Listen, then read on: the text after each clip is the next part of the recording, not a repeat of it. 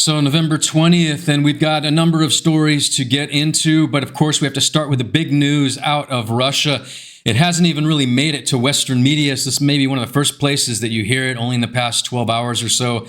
A real war is now brewing among the Russian elite, and it seems no one is immune. The head of Russia's General Staff, Gerasimov, now being targeted by a press campaign, likely at the behest of security services. Everybody, I think everyone even in the West may know this face. This is General Gerasimov. His official title, he's the top man in the Russian military. There's no higher than him. His official title is the Chief of the General Staff of the Armed Forces of the Russian Federation.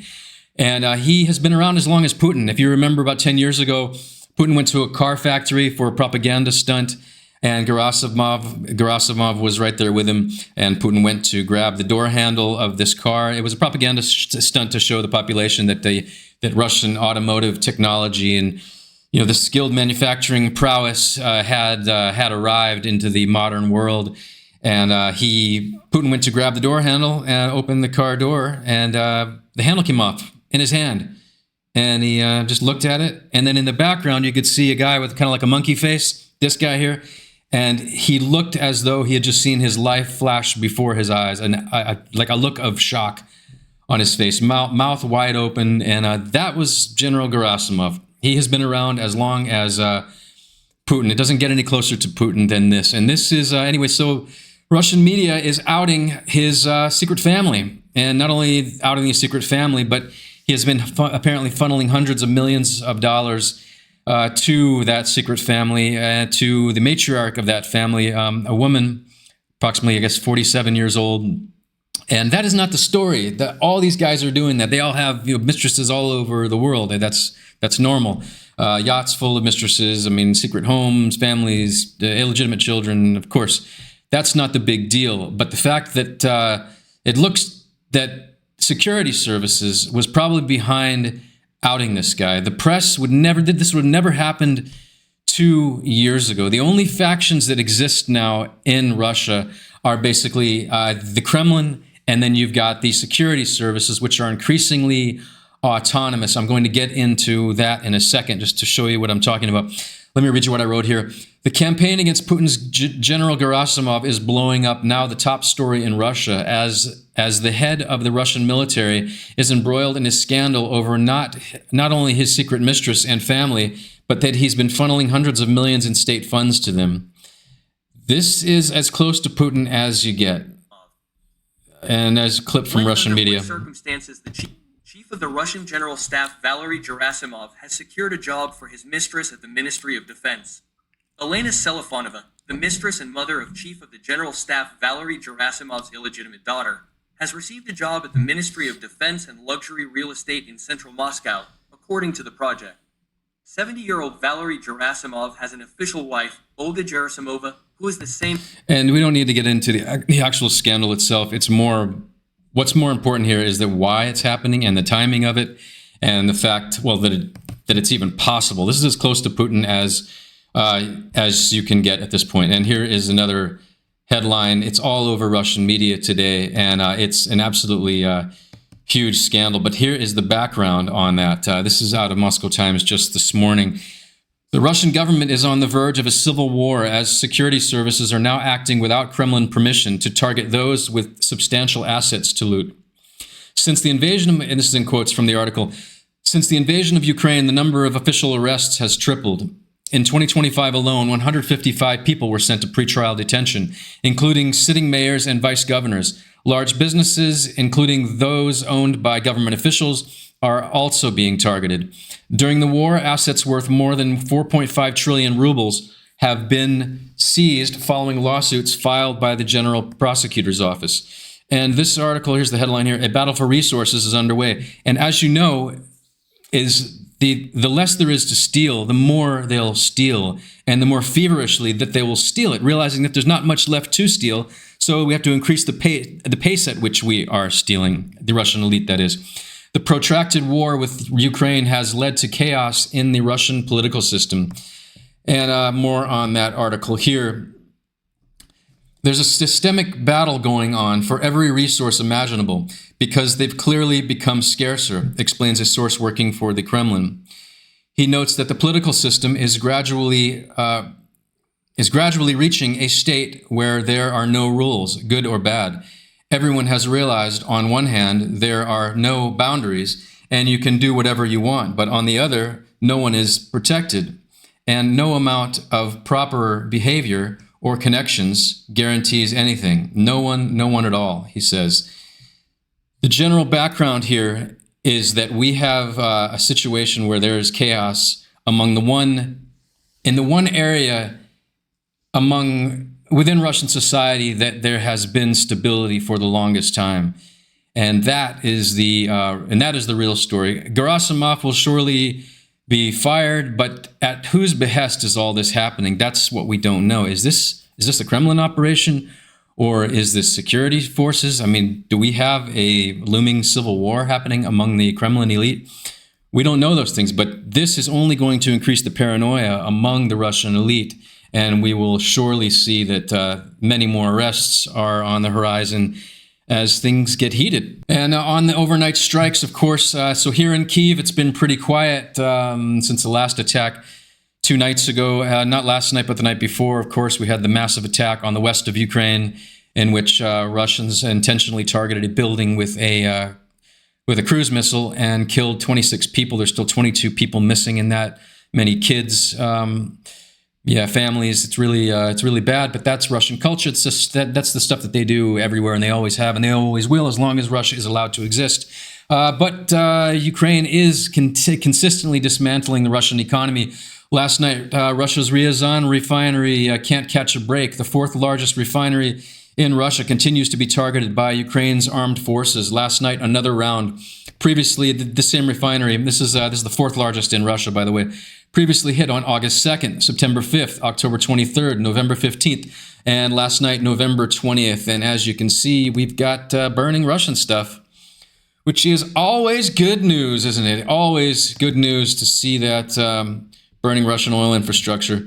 And here's one of the locals watching the show from a distance. It's now illegal in Russia, of course, to post these or to film it. But it doesn't stop the Russians.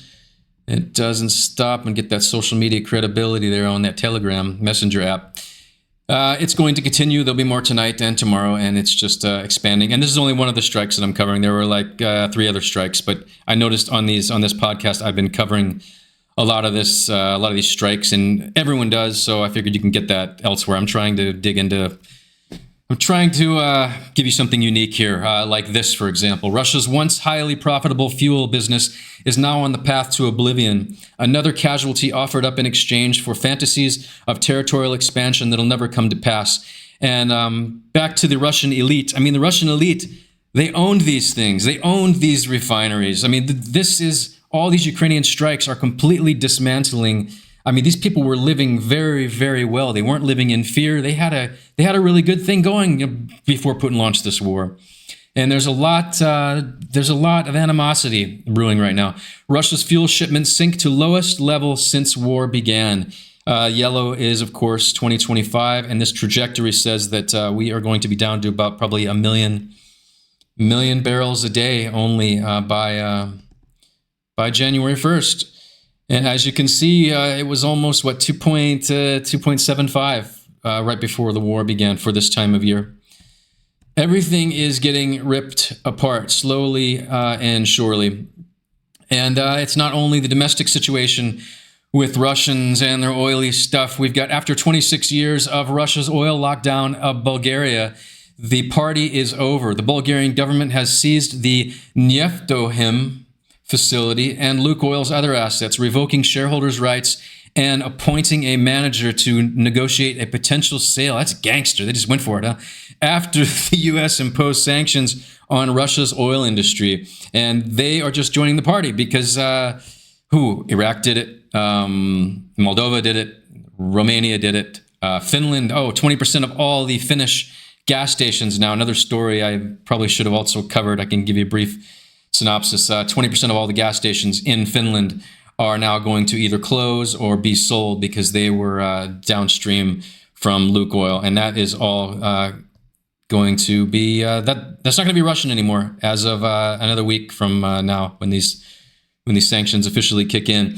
Trump's sanctions undermine Putin's sway in the Balkans. The seizure of oil refineries in Bulgaria and potentially Serbia shows how Putin's influence has waned in the region. So this isn't just about money that Russia's going to lose. They built this over 26 years in Bulgaria, and now it's all just going to be taken, and they'll buy it for maybe $1, but there'll be Russian debts to offset that. Russia's not going to get anything for this at all. But you understand, when Russia loses its financial influence in a place, it then loses its political influence in that place and its ability to control that government and to exact political concessions and, get them to make foreign policy and domestic policy decisions that are favorable for the Kremlin. All that stuff's over.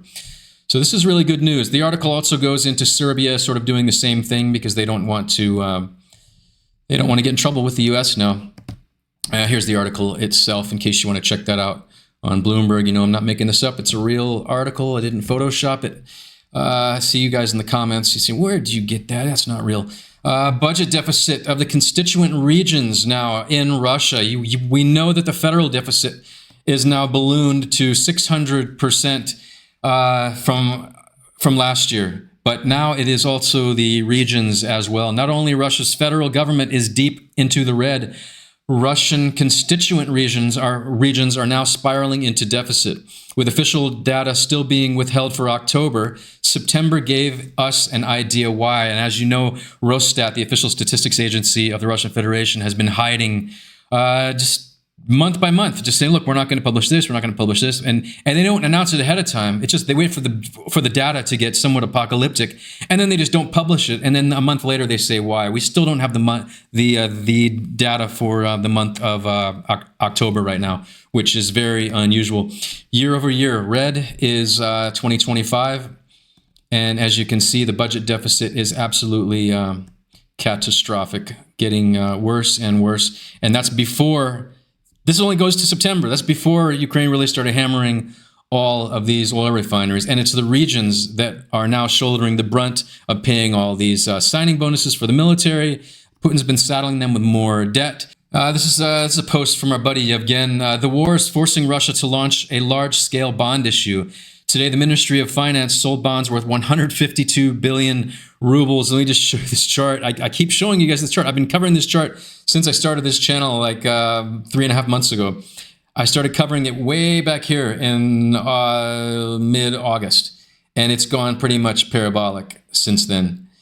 And this, okay, and so this is the issuance of Russian government bonds, and I always have to cover who is buying Russian bonds. It's not the Chinese. It's not grandma buying Russian government bonds. It's the commercial banks being forced at the point of a gun to buy Russian government bonds. And then the Russian government then takes that cash and sends it off to North Korea and to pay, death benefits for soldiers and to build missiles that then fly into apartment buildings here in Kyiv, as I've said many times. That is what's happening. It's purely capital destruction. It's a snake eating its tail, and it's only getting worse and worse. I mean, just back to this for a second. Look at the year-over-year change here.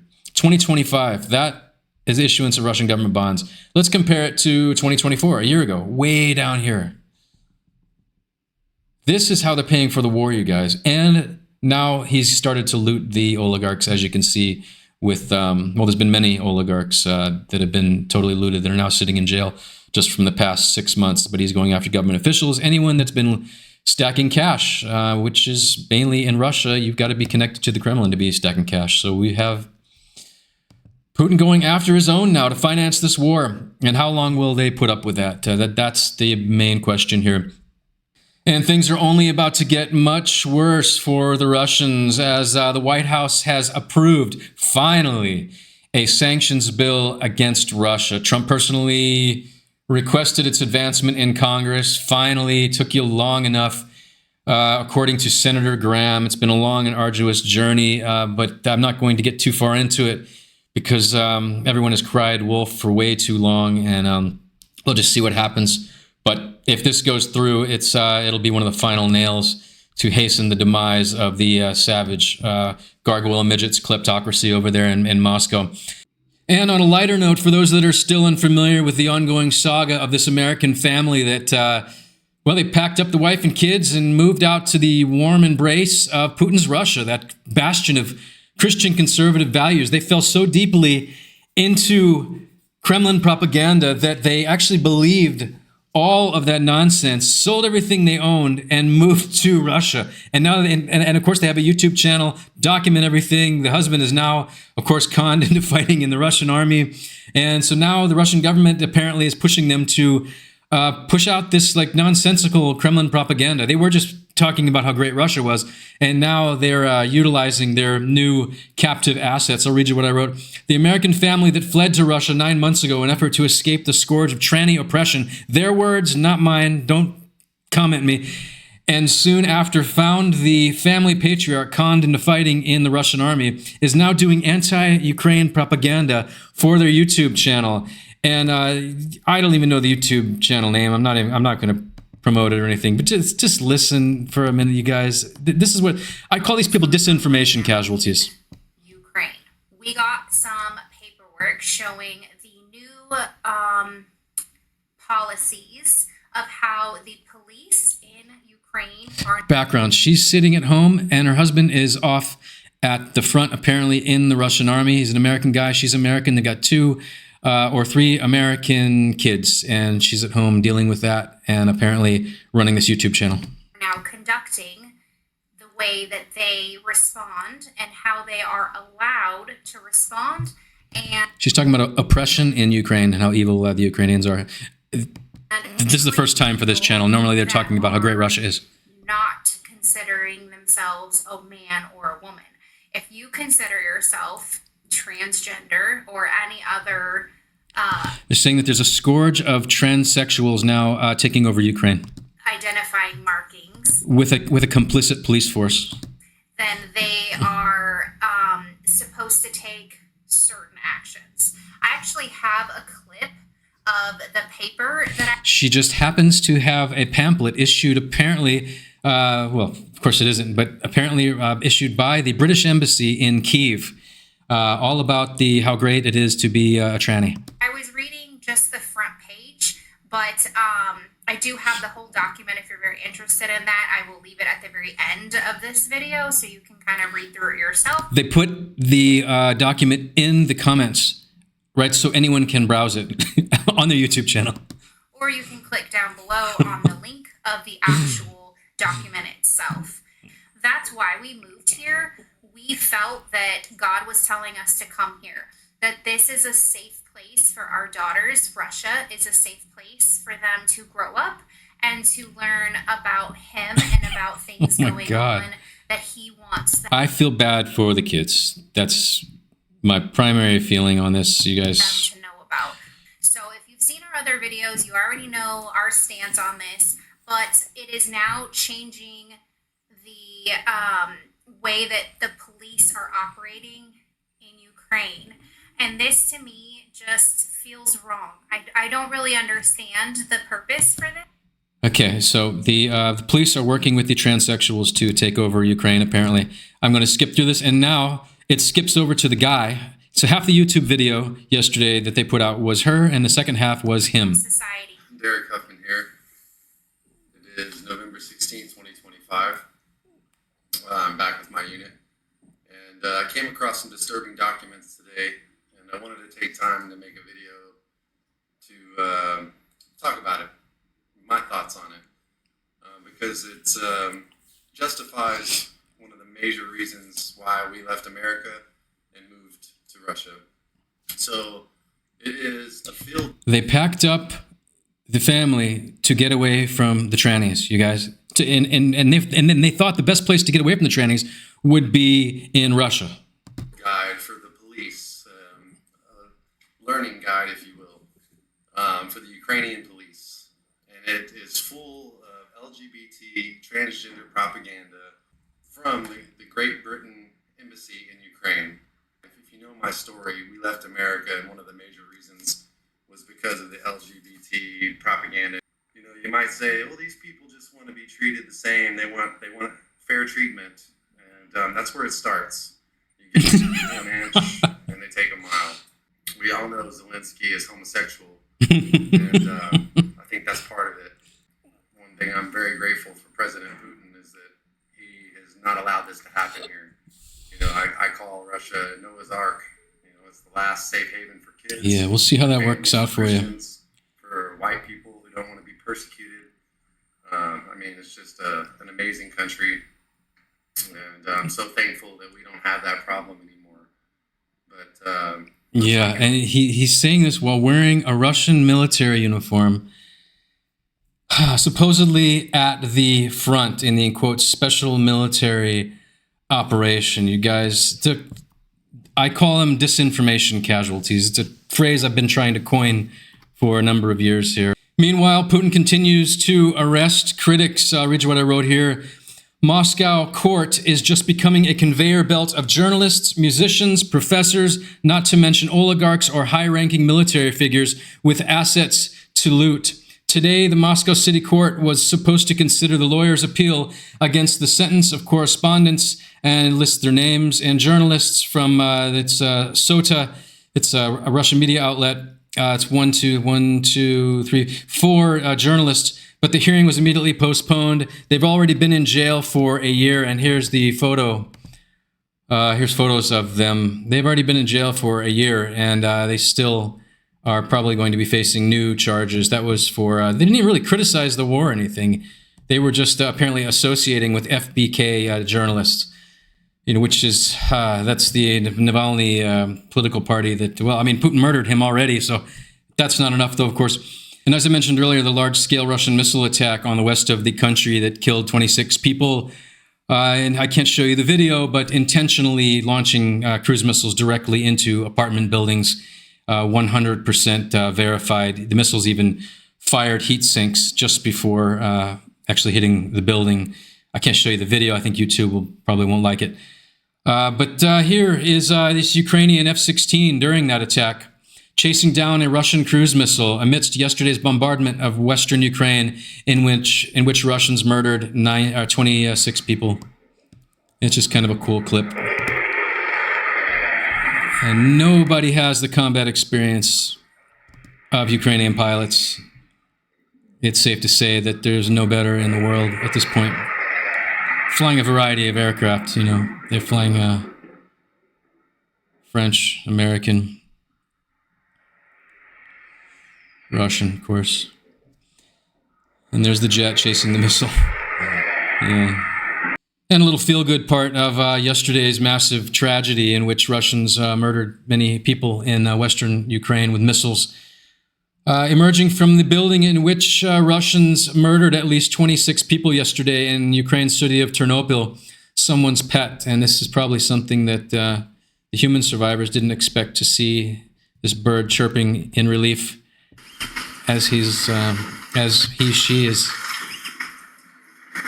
unearthed from the rubble.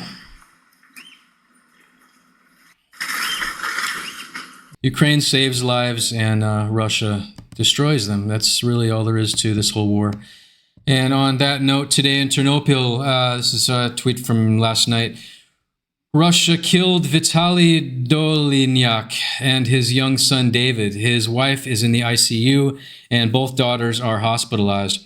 Vitaly and David were among 26 civilians who died after Russia targeted their apartment building with the X-101 cruise missile at dawn. And there's another family wiped out by Russians in their insatiable quest for territorial expansion. And that's all I've got for you today, guys. All right, have a good one.